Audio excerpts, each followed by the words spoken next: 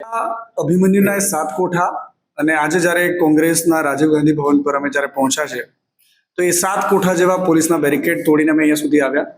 જબરદસ્ત ઘર્ષણ થયું. ભાજપ અને કોંગ્રેસના નેતાઓ કાર્યકર્તાઓ આમને સામે હતા. કાર્યકર્તાઓની સાથે સાથે પોલીસનો પણ જંગી જમાવડો હતો. હજારોની સંખ્યામાં પોલીસના જવાનો હતા.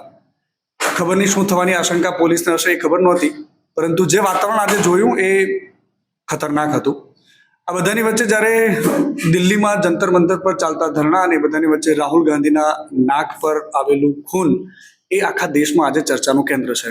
આ બધાની વચ્ચે આજે ગુજરાત કોંગ્રેસે પણ વિરોધ પ્રદર્શન કર્યું અને કોંગ્રેસના તમામ નેતાઓની સાથે સાથે આજે બધા જ કાર્યકર્તાઓ હાજર હતા. કડેઠઠ કોંગ્રેસના નેતાઓ હાજર હતા અને બધાની વચ્ચે ભાજપના નેતાઓ એમની બિલકુલ સામે ઉભા હતા. એકદમ અજંપાભરી પરિસ્થિતિ. પોલીસના જવાનો અને મારી સાથે વાતચીત કરવા માટે ગુજરાત કોંગ્રેસના પ્રદેશ અધ્યક્ષ અમિતભાઈ ચાવડા છે. અમિતભાઈ, જે વાતાવરણ આજે જોયું, શું લાગતું હતું કે શું થવા જઈ રહ્યું છે? એકદમ મતલબ કોઈ ફિલ્મી કહાની જેવું લાગતું હતું થોડી વાર માટે. આજે બે પ્રકારના વિરોધ પ્રદર્શન હતા. અમે જે છાત્રોની માંગ છે કે આખી પરીક્ષા વ્યવસ્થા ફેલ થઈ ચૂકી છે, આખી શિક્ષણ વ્યવસ્થા ભ્રષ્ટ થઈ ચૂકી છે, આખી સરકારના મેળાપીપણાથી છેલ્લા 12 વર્ષના મોદીના શાસનમાં 150 કરતા વધારે પેપરો લીક થઈ ગયા. એટલે આ મેળાપીપણા વગર શક્ય ના થાય. લાખો કરોડો રૂપિયાનો આમાં ખેલ થઈ રહ્યો છે અને યુવાનોનું ભવિષ્ય બરબાદ થઈ રહ્યું છે. અને એ વાતને લઈ અને રાહુલ ગાંધીજી જ્યારે છાત્ર ગુંજ કાર્યક્રમમાં આખા દેશમાં જાગૃતિ લાવતા હોય, યુવાનોનો અવાજ બનતા હોય અને એ વાતને લઈને આખા દેશના યુવાનો દિલ્હીમાં ભેગા થતા હોય, તેની પર જે બર્બરતાથી અત્યાચાર થાય છે, લાઠીચાર્જ થાય છે, ટીયર ગેસ છોડવામાં આવે છે, એના માથા ફોડવામાં આવે છે, જે નાની નાની દીકરીઓ છે એને મારવામાં આવે છે, ઢસડીને મારવામાં આવે છે.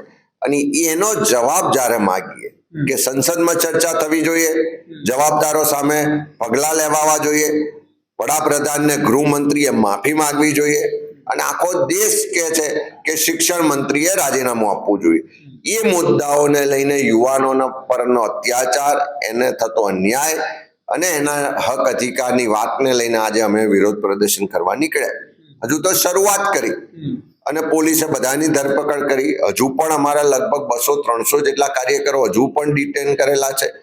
અને બીજી બાજુ જે લોકો સત્તામાં બેઠા છે, ડબલ એન્જિન ટ્રિપલ એન્જિન સરકાર છે, જેની સંપૂર્ણ જવાબદારી એમની છે કે આ શિક્ષણ વ્યવસ્થા સારી રીતે ચાલે, એમાં ભ્રષ્ટાચાર ના થાય, પરીક્ષાઓ નિષ્પક્ષ રીતે પ્રમાણિકતાથી લેવાય, એમાં પેપરો લીક ના થાય, જો કોઈ ખોટું કરે તો એની સામે એક્શન લેવાય. આ બધી જ જવાબદારી જેની છે એ ભાજપના શાસકો લાજવાને બદલે ગાજતા હોય એ રીતે કોંગ્રેસ ભવન પર આવીને દેખાવ કરે. અરે શરમ આવી જોઈએ કે તમારા શાસકો, તમારી પોલીસ, તમારા ગૃહમંત્રીના ઈશારે લાઠીચાર્જ કરે છે, ટીયર ગેસ છોડે છે, યુવાનોના માથા ફોડે છે, એમની પર અત્યાચાર કરે છે. તમારી પોલીસ આ પેપર લીક થવા વાળા પર આજ દિન સુધી એક પણ ને જેલમાં નથી મોકલી શકી, કોઈ પણ ગુનો સાબિત કરી શકી નથી. તમારા શિક્ષણ મંત્રી જવાબદારી સ્વીકારીને રાજીનામું નથી આપતા, તો એ તમારી જવાબદારી છે.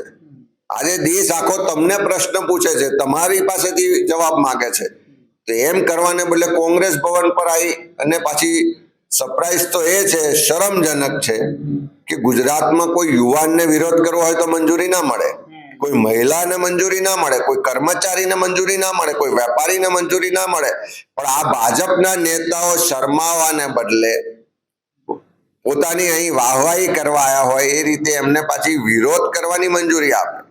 ભાજપના પ્રદેશ અધ્યક્ષ આવે, ડીજે લઈને વિરોધ કરવા આવે અને પોલીસ જાણે એમની રક્ષા માટે હોય એવી રીતે તૈનાત કરવામાં આવે. એટલે હું માનું છું કે શાસકો જ ભ્રષ્ટ છે, સિસ્ટમ જ ફેલ છે અને એની સામેનો જે આક્રોશ તમે દિલ્હીમાં જોયો અને આ દિલ્હીમાં જે આક્રોશ દેખાયો છે, જે રીતે આખા દેશમાં વાતાવરણ બન્યું છે, જે રીતે સોશિયલ મીડિયામાં બધી જ જગ્યાએ ભાજપની, નરેન્દ્ર મોદીની પોલ ખુલી ગઈ છે, એ જોતા એટલું ચોક્કસ લાગે છે કે આપણો પડોશી દેશ નેપાળમાં જે રીતે ક્રાંતિ થઈ કે પ્રજા ગળે આવી ગઈ હતી, ભ્રષ્ટ શાસકો, ભ્રષ્ટ નેતાઓ, અને એના કારણે આખી સિસ્ટમ ફેલ થઈ અને જનતા, યુવાનો, ઝેન્ઝીસ રસ્તા પર ઉતર્યા અને ભ્રષ્ટ શાસકોને તો ઘેર મોકલ્યા, પણ જે ભ્રષ્ટાચારી નેતાઓ હતા એને રોડ પર દોડાવીને સત્તા છોડવા માટે મજબૂર કર્યા.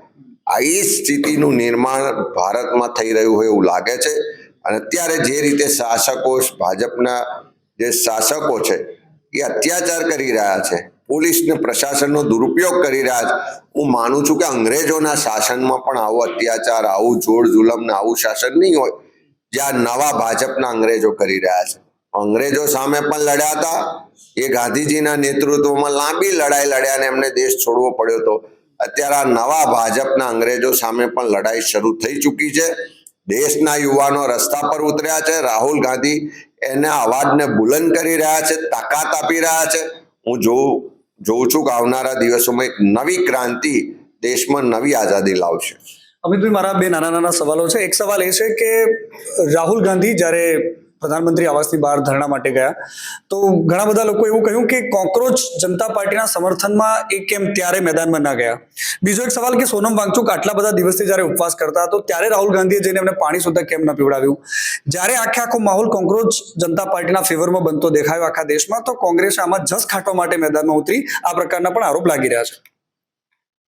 નીટનું પેપર લીક થયું એ દિવસ લઈ લો અથવા તો છેલ્લા 12 વર્ષમાં મોદીના શાસનમાં 150 કરતા વધારે પેપર લીક થયા તારની વાત લઈ લો કે ગુજરાતમાં ભાજપના શાસનમાં 24 કરતા વધારે પરીક્ષાઓના પેપર ટૂંકા ગાળામાં લીક થયા, પરીક્ષાઓ રદ થઈ. એ વખતના આંદોલન, એ વિરોધ, એ સડકથી લઈને સંસદ સુધીની ચર્ચાઓ જો તો દરેક વખત જ્યારે ખોટું થયું, જ્યારે યુવાનોને અન્યાય થયો, જ્યારે યુવાનોના ભવિષ્ય સાથે ચેડા થયા, ત્યારે સૌથી પહેલો યુવાનોનો અવાજ બનવાનું કામ કર્યું હોય તો કોંગ્રેસ પાર્ટીએ કર્યું. આ નીટની એક્ઝામ કેન્સલ થઈ, પેપર ફૂટ્યું, 12 જેટલા વિદ્યાર્થીઓએ આત્મહત્યા કરી, ત્યારે સૌથી પહેલો અવાજ કોણ હતું? એમની વચ્ચે એમની સાથે સંવાદ, એમની પીડામાં ભાગીદાર થવા વાળું કોણ હતું? એ રાહુલ ગાંધી હતા, એ કોંગ્રેસ પાર્ટી હતી કે જેણે છાત્ર ગુંજના કાર્યક્રમ દ્વારા આજે આખા દેશમાં એક શહેરમાં, એક જિલ્લામાં છાત્રોની વચ્ચે જઈને સંવાદ થાય છે, એમના અભિપ્રાય લેવાય છે, એમની સાથે ભેગા થઈને આંદોલનો થાય છે, વિરોધ કરીએ છીએ, એની લડાઈ લડીએ છીએ. એટલે ખાલી દિલ્હીમાં એક કાર્યક્રમ થયો એટલું પૂરતું નથી. અને જ્યારે પાર્લામેન્ટની અંદર બંને ગૃહમાં ચર્ચાની માંગણી કરી અને એનો જવાબ સરકારે ના આપ્યો, વાત ના સાંભળી, સ્પીકરે એમ કહ્યું કે મારે સરકારને પૂછવું પડશે, ત્યારે રાહુલ ગાંધીજી, ખડગે સાહેબ, પ્રિયંકાજી ને બધા જ એમપી વડાપ્રધાનના દરવાજે જઈને બેઠા. જો વડાપ્રધાનમાં થોડી પણ શરમ હોત, થોડી પણ સંવેદના હોત, આ યુવાનો માટે લાગણી હોત, એની જવાબદારી સમજ્યા હોત, તો એમણે કહેવું જોઈએ કે વિપક્ષના નેતા છે, આટલા બધા આગેવાનો છે, આવો ચર્ચા કરીએ, આપણે પાર્લામેન્ટમાં એની માટેની ડિબેટ રાખીએ, જે પણ જવાબદારો છે એની પર તાત્કાલિક કાર્યવાહી કરીએ. અને આખો દેશ કહેતો હોય, બધા કરોડો યુવાનો કહેતા હોય કે આ ધર્મેન્દ્ર પ્રધાનનું રાજીનામું લો. ખરેખર તો મોદી સરકારની, મોદીજીની જવાબદારી છે કે એને કાઢી મૂકવા જોઈએ, બરતરફ કરવા જોઈએ. એના બદલે આટલી લડાઈ પછી પણ એને બચાવી રહ્યા છે. એનો સ્પષ્ટ મતલબ છે કે જેટલા પણ આ શિક્ષણમાં સ્કેમ થાય છે, પેપરો ફૂટે છે, જે કરોડો રૂપિયાનું આ નેટવર્ક છે, એમાં ક્યાંક ને ક્યાંક સત્તામાં બેઠેલા લોકો જવાબદાર છે. એટલા માટે એમને છાવરી રહ્યા છે. અને કોંગ્રેસ પાર્ટીએ તો કોઈ પણ ચૂંટણી કે બીજા કોઈ લાભની આશા રાખ્યા વગર હંમેશા યુવાનો માટે મુદ્દા ઉઠાયા છે, લડ્યા છે. અને આજે પણ જે રાહુલજી લડે છે, ખડગે સાહેબ લડે છે, પ્રિયંકાજી, એમને ઢસડીને પોલીસ પકડી જાય, એમની પર અત્યાચાર થાય, તે કોના માટે છે? અત્યારે કોઈ ચૂંટણી નથી, કોઈ મત નથી લેવાના, પણ યુવાનો માટે આ અવાજ કોંગ્રેસે ઉઠાવ્યો છે ને આવનારા દિવસોમાં પણ મજબૂતાઈથી એના અધિકાર માટે લડીશું. બિલકુલ અમિતભાઈ, એકદમ લાસ્ટ અને છેલ્લો સવાલ છે મારો. ઘણા બધા લોકો એ વાત પૂછી રહ્યા છે કે શું રાજીનામું આપવાથી આ દેશની વ્યવસ્થા સુધરી જશે? કારણ કે ધર્મેન્દ્ર પ્રધાનનું રાજીનામું, અત્યાર સુધીમાં મોદી સરકારનો ટ્રેક રેકોર્ડ રહ્યો છે કે એમણે કોઈ પણ મંત્રીનું રાજીનામું લીધું નથી, ગમે તેવા આરોપો લાગ્યા હોય તેમ છતાં પણ. સુરેશ પ્રભુ જ્યારે રાજીનામું આપવા નીકળ્યા હતા ત્યારે પણ એમને ના પાડવામાં આવ્યો. એકમાત્ર મંત્રી હતા MJ અકબર કે જેમણે રાજીનામું આપ્યું, એ મીટુનો કાર્યક્રમ હતો. તો શું રાજીનામું આપવાથી આ વ્યવસ્થા બદલાશે? આ સવાલ અત્યારે સોશિયલ મીડિયા અને ખાસ કરીને યુવાનોમાં એક ટ્રેન્ડ ચાલી રહ્યો છે કે શું રાજીનામું આપવાથી આ વ્યવસ્થા સુધરી જશે? અમારો છેલ્લો સવાલ છે. રાજીનામું આપવાથી વ્યવસ્થા સુધરી નહીં જાય, પણ રાજીનામું એટલા માટે માંગવામાં આવે છે કે જેની જવાબદારી છે, જે જનતાએ તમને મત આપ્યા છે, જે જનતાએ તમને સત્તા સોંપી છે, જે કરોડો વિદ્યાર્થીઓ કરોડો રૂપિયા ખર્ચી અને આ પરીક્ષાઓમાં ભાગ લે છે, એના ભવિષ્ય સાથે જોડાયેલો આ વિષય છે. એકલો વિદ્યાર્થી કે યુવા નહીં, પણ એની સાથે એના માતા પિતા, ભાઈ બહેન, આખો પરિવાર જોડાયેલો છે. આખા દેશના લોકોનું સેન્ટિમેન્ટ હોય કે જવાબદાર હોય એને જવાબદારી સ્વીકારવી જોઈએ ને પોતાનું પદ છોડવું જોઈએ. રાજીનામું તો એક જવાબદારીનો સ્વીકાર કરવા બરાબર છે. રાજીનામું એ સરકારની સેન્સિટિવિટી દેખાવે છે. હા, અમારાથી ભૂલ થઈ, અમારા મંત્રીની જવાબદારી હતી, એને ધ્યાન ના આપ્યું, એનાથી કચાશ રહી ગઈ. ભૂતકાળની સરકારો જો ખાલી એક રેલવેનો એક્સિડન્ટ થાય તો રેલવે મંત્રીએ રાજીનામા આપ્યાના દાખલા છે. ભૂતકાળની સરકારોમાં જો મહારાષ્ટ્રમાં ખાલી એક ફ્લેટના વિતરણમાં જે એનું એ થાય, ફાળવણી થાય, એમાં આક્ષેપ થયો તો મુખ્યમંત્રીઓએ રાજીનામા આપ્યાના દાખલા.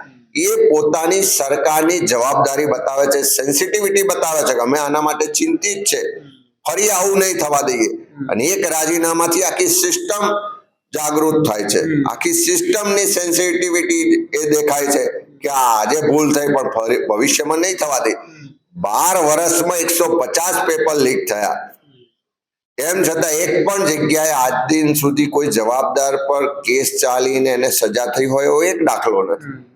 એ જ બતાવે છે કે સરકાર આ બાબતે ચિંતિત નથી, સિરિયસ નથી, અને એના જ લોકોનું મેળાપીપણું છે.